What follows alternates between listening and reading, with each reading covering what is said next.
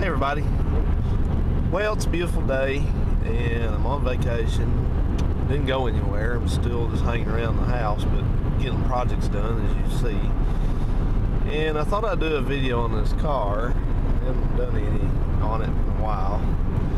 And something interesting, I just happened to notice. You notice this Accord that's over here in the right lane? It's like this car.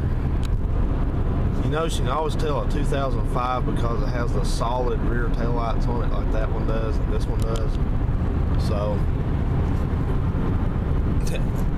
that's how you can tell a 2005. An 03 and an 04 have the split. One section of it is red and one is kind of clear on the bottom.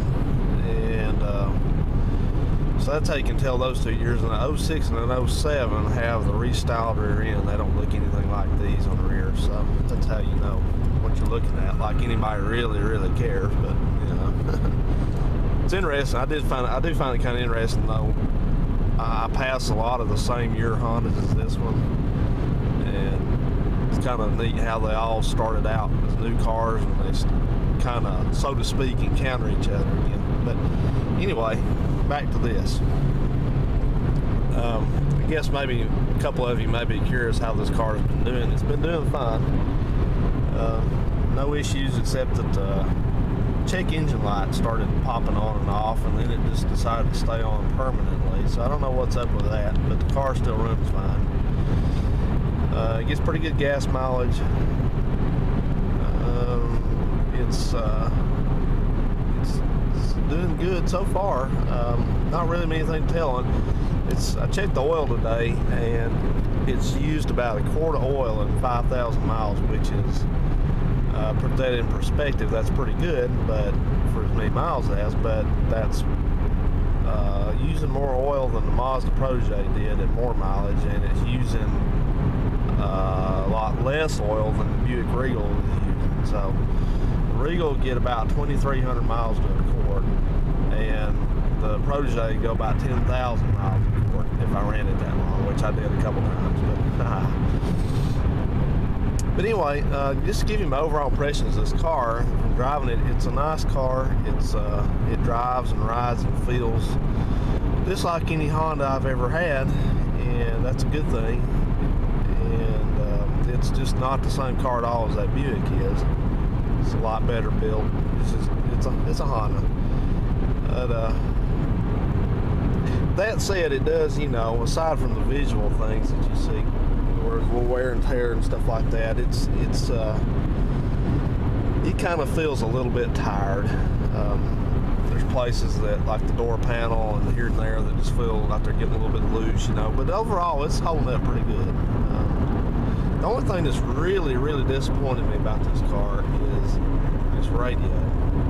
That's the radio right there, and it's got a clock in it, which does work, but here's the deal about the radio. You see that radio and that climate control system, they're kind of integrated.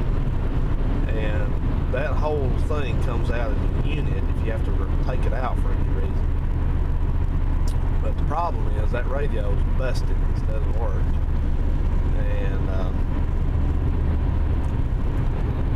the rub on that is that you either have to have that radio repaired at a cost of a few $100s, or buy a used radio that works for a few $100s and hope that it stays working, or you have Honda sell you a refurbished radio for several $100s, or you can totally just quit using that radio and buy a little kit to put it down in that cubby hole, which looks a little stupid if you ask me.